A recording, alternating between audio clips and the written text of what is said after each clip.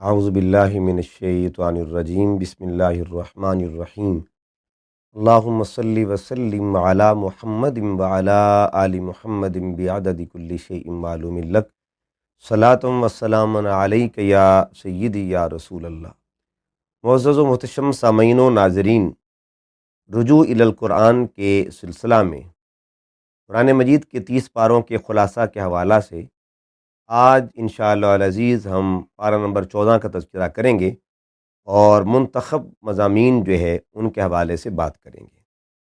14واں پارہ قرآن مجید کا یہ ربما سے شروع ہوتا ہے۔ ربما یہ وہ لفظ ہے جس میں حسرت کا ذکر ہے۔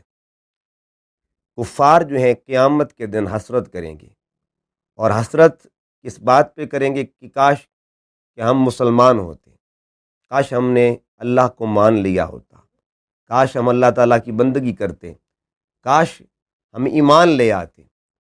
لیکن اس دن ان کا حسرت کرنا بے سود ہوگا، بے فائدہ ہوگا۔ قرآن مجید میں ایک اور مقام پہ بھی اللہ تعالیٰ نے اس حسرت کو اس انداز میں، ان کی جو حسرت ہے اسے بیان فرمایا، یا ویلتا، اس دن کفار کہیں گے یا ویلتا، ہے افسوس، لیتنی لم اتخذ فلانا خلیلا، کاش میں نے فلاں کو دوست نہ بنایا ہوتا۔ تو بری دوستیوں پر بھی اس دن حسرت کی جائے گی کہ کاش ہم نے اچھی سنگتیں تلاش کی ہوتی، اچھی صحبتیں تلاش کی ہوتی۔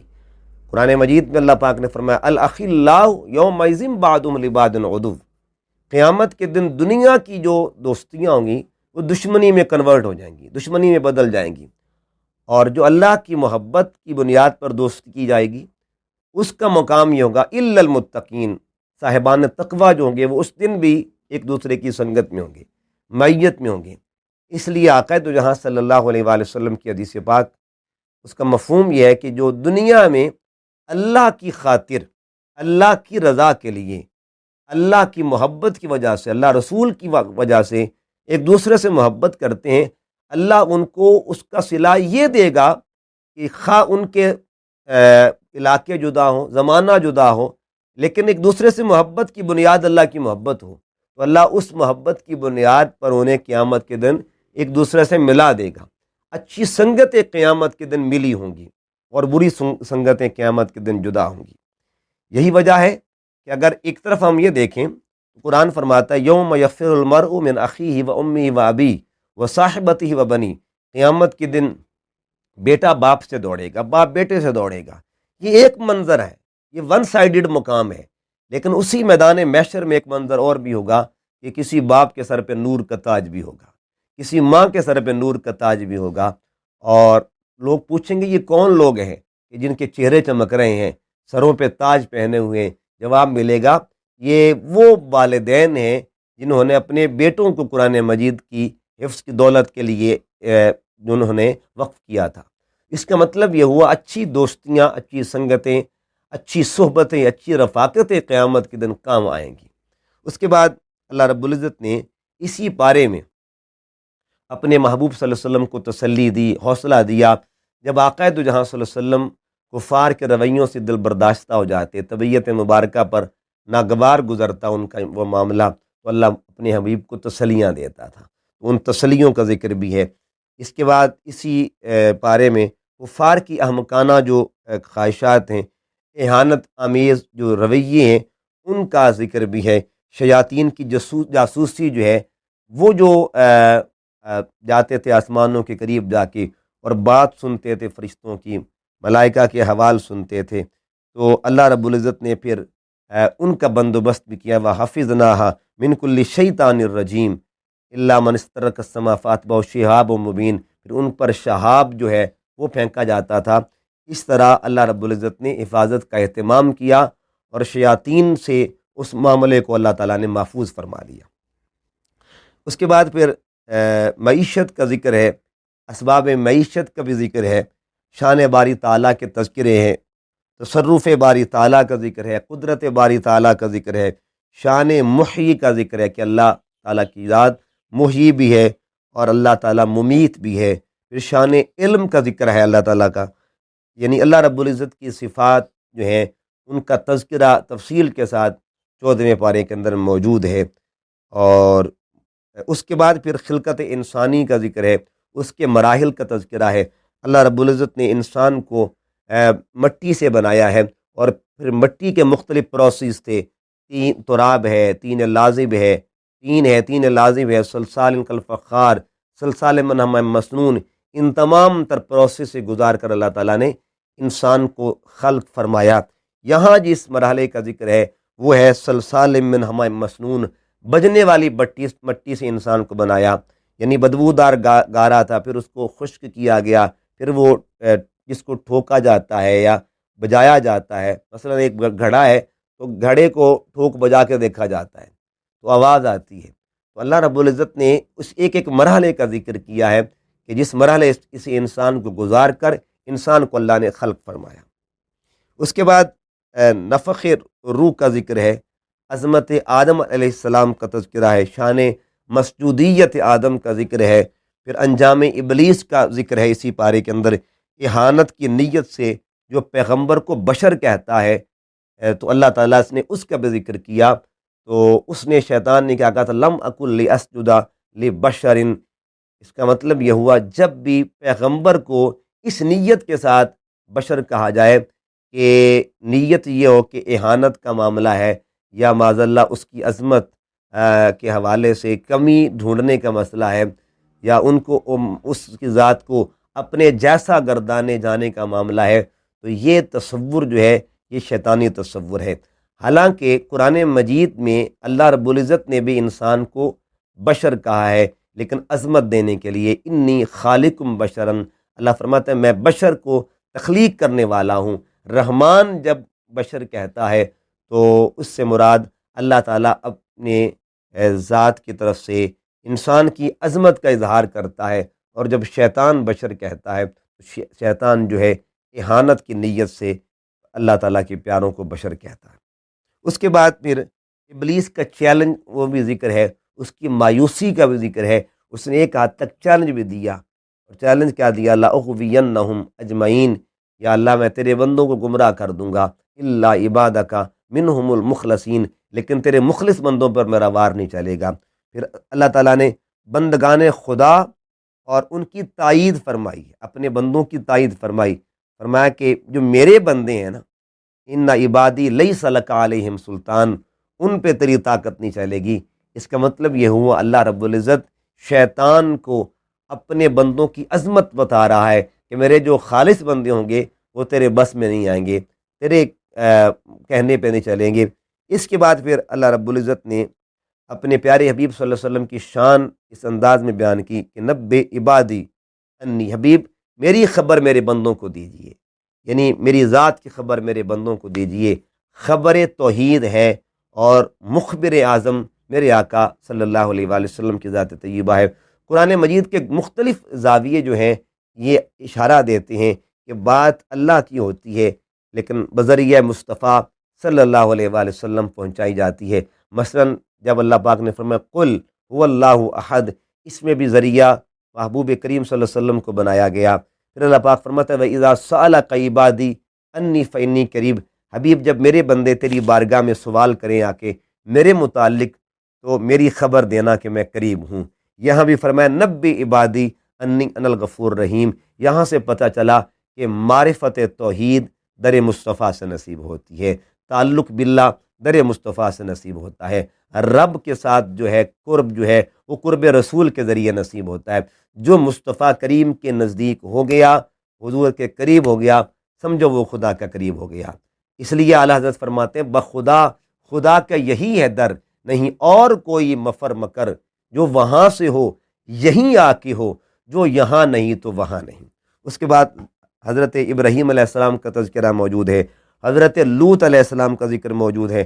اللہ نے اپنے محبوب علیہ السلام کی عمر مبارک کی قسم بھی اٹھائی ہے، لعمرک، سونیا تیری عمر کی قسم ہے، یعنی اللہ نے محبوب کی عمر کو اتنا بے مثال بنا کے پیش فرما دیا، اور کائنات کو یہ خبر دے دی کہ میرے محبوب کی عمر کتنی ہے، تمہیں کیا خبر، وہ تو ایسی عمر ہے جس کے متعلق جبرائیل کو بھی پتہ نہیں تھا۔ ایک دن آقا علیہ السلام نے جبرائیل سے پوچھا جبرائیل بتا تیری عمر کتنی ہے، تو جبرائیل نے کیا کہا تھا، پیش رسول ایک دن جبریل تھے کھڑے، فخر دراز عمر کو دل میں لیے ہوئے ہنس کر جبرائیل سے کہنے لگے نبی کیا عمر ہے تمہاری یہ بتلاؤ تو صحیح۔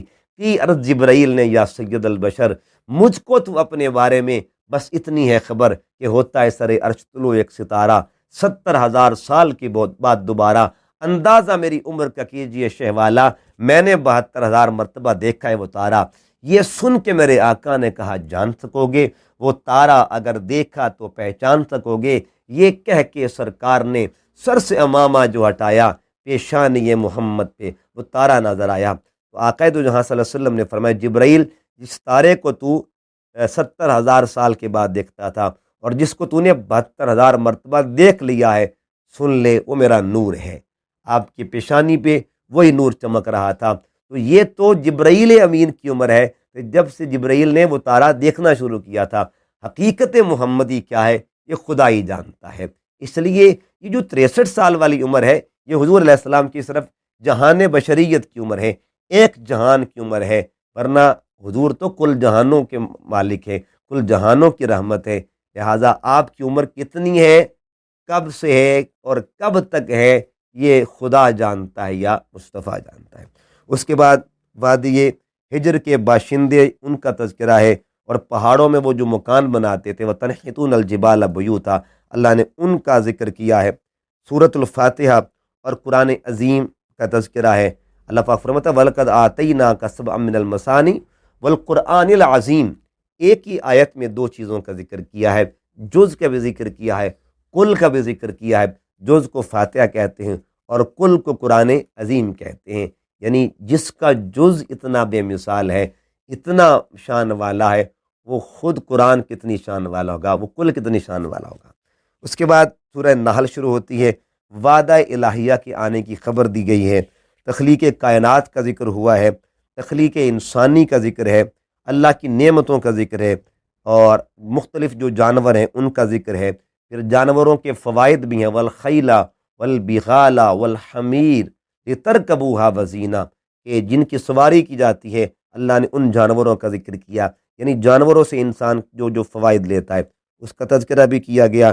پھر اللہ نے پانی کا ذکر کیا، پھر لیل و نہار کا ذکر فرمایا، پھر رنگوں کا ذکر بھی فرمایا، یعنی مختلف نعمتوں کا۔ پھر ستاروں کی اہمیت و علامات و بالنجم ہم یہتدون، یہ وہ ستارے ہیں جو ہدایت کرتے ہیں، جو رہنمائی کرتے ہیں، جو انسان کو راستہ دکھانے کا ذریعہ بنتے ہیں، انسان کی مشکلات میں آسانی کا ذریعہ بنتے ہیں۔ تو اللہ نے ایک ذریعہ ہدایت کا ستاروں کو بھی بنایا ہے، یہ نجوم آسمان ہے۔ تو اگر آپ دیکھیں کہ اگر یہ ستارے ہدایت کا ذریعہ ہو سکتے ہیں تو اس نجم کی مقام کیا ہوگا، اس نجم کی شان کیا ہوگی، جسے اللہ نے فرمایا وَالنَّجْمِ اِذَا ہَوَا، قسم ہے مجھے اس ستارہ محمد کی۔ اور یہی وہی ستارہ ہے جن کو جبرائیل امین نے دیکھا تھا، 70,000 مرتبہ دیکھا، 72,000 مرتبہ دیکھا، اور 70,000 سال کے بعد دیکھا کرتا تھا۔ اس کے بعد اللہ پاک فرماتا ہے نعمت الہیہ کا شمار جو ناممکن ہے، یعنی وَإِن تَعُدُّوا نِعْمَتَ اللَّهِ لَا تُحْصُوهَا، اللہ کی ایک نعمت کو تم حساب نہیں لگا سکتے، شمار نہیں لا سکتے۔ جب نعمتوں کا شمار نہیں بندہ لا سکتا، ان کی حد بندہ نہیں متعین کر سکتا، تو بتائیے نعمت عظمیٰ کی حد کیا ہوگی پھر، جس نعمت کو ذات مصطفیٰ کہتے ہیں۔ اللہ تو نعمتوں کے لیے فرماتا ہے کہ تم گنتی نہیں کر سکتے، جب دوسری نعمتوں کا شمار تم نہیں کر سکتے تو پھر نعمت عظمیٰ کا مقام کیا ہوگا۔ پھر اللہ رب العزت نے مہاجرین کی فضیلت کا ذکر کیا ہے، انبیاء کی بعثت کا ذکر کیا ہے۔ اللہ رب العزت نے شان وحدانیت کا، اپنی شان وحدانیت کا ذکر کیا ہے، وَإِلَٰهُكُمْ إِلَٰهٌ وَاحِدٌ فَالَّذِينَ لَا يُؤْمِنُونَ بِالْآخِرَةِ قُلُوبُهُم مُنكِرَةٌ وَهُم مُسْتَكْبِرُونَ۔ اللہ رب العزت نے بیٹی کا ذکر کیا ہے کہ وَإِذَا بُشِّرَ أَحَدُهُمْ، ایک دور وہ بھی گزرا تھا کہ جب ان کو خوشخبری دی جاتی بالانثیٰ، بیٹیوں کی، ظل وجہہ، تو ان کے چہرے بگڑ جایا کرتے تھے۔ یہ تو آقا دو جہاں صلی اللہ علیہ وسلم کی عظمت اور حضور کی آمد کا صدقہ ہے۔ اگر آج بیٹیوں کو عظمتیں ملی ہوئی ہیں، یہ بھی آمد مصطفیٰ کا صدقہ ہے، یہ بھی میلاد مصطفیٰ صلی اللہ علیہ وآلہ وسلم کی برکتیں ہیں۔ کبھی اپنی بیٹیوں کے سر پہ ہاتھ رکھ کے یہ ضرور اپنے آپ اپنے ضمیر کو کہنا کہ اگر آج یہ بیٹیاں قابل عظمت ہیں تو صدقہ آمد مصطفیٰ کا ہے، صدقہ ولادت مصطفیٰ کا ہے، صدقہ ذات مصطفیٰ صلی اللہ علیہ وسلم کا ہے، جو خود اپنی بیٹی حضور سیدہ فاطمۃ الزہرا سلام اللہ علیہا کے تکریم کے لیے اور ان کو مقام بخشنے کے لیے میرے آقا اٹھ کے کھڑے ہو جایا کرتے تھے۔ اس کے بعد اللہ رب العزت نے ظالموں کا انجام بیان کیا ہے۔ پھر اللہ تعالیٰ نے دودھ کی نعمت، یہ جو دودھ ہم پیتے ہیں، اس کا بطور خاص قرآن پاک میں اللہ پاک نے من بین فرث ودم لبنا خالصا سائغا للشاربین، خالص دودھ کا ذکر اللہ نے فرمایا ہے۔ اس کے بعد پھلوں کی نعمت کا ذکر فرمایا ہے، پھر شہد کا ذکر کیا ہے۔ شہد، حالانکہ یہ شہد جو ہوتا ہے یہ لعاب ہوتا ہے، شہد مکھی کا، لیکن اللہ پاک نے فرمایا فی شفاء للناس، اس میں لوگوں کے لیے شفا ہے۔ تو شہد جو ہے اگر اس میں شفا ہے تو پھر آقا دو جہاں صلی اللہ علیہ وسلم کی ذات طیبہ کے وجود کے ساتھ لگنے والے معاملات جتنے بھی ہیں، خواہ وہ لعاب دہن ہو، خواہ وہ حضور علیہ السلام کے ہاتھوں کا پانی ہو، وہ کیوں نہیں قابل شفا ہوگا۔ صحابہ کرام جب بھی حضور علیہ السلام کی بارگاہ میں آتے تو تبرکات لیا کرتے تھے۔ حضرت قتادہ کی آنکھ پر تیر لگ گیا تھا، تو سرکار نے اپنا لعاب دہن لگایا، آنکھ ٹھیک ہو گئی۔ ایک صحابی تھے، ان کی حضرت عکاشہ، ان کی بازو ٹوٹ گیا تھا، آقا دو جہاں صلی اللہ علیہ وسلم نے لعاب لگایا، اللہ نے شفا عطا فرما دی۔ حضرت مولا کائنات کی آنکھیں، ان کو آشوب چشم کا مسئلہ تھا، سرکار صلی اللہ علیہ وآلہ وسلم نے فرمایا اپنا لعاب دہن لگایا اور آنکھیں ٹھیک ہو گئیں۔ تو حضور علیہ السلام کی ذات طیبہ کے اللہ نے لعاب کو بھی وسیلہ برکت بنایا ہوا تھا۔ حضور کی ذات ہے، حضور کی نسبتیں ہیں، تمام کی تمام متبرک ہیں۔ اس کے بعد اللہ رب العزت نے انسان کے مراحل ولادت کا ذکر کیا، انسان کی جوڑوں کا ذکر کیا، مرد عورت جو جوڑا ہوتا ہے، انسان کی زندگی کی جو تعمیرات ہوتی ہیں، مکانوں میں رہنا، انسان کے ان مکانات کا ذکر کیا۔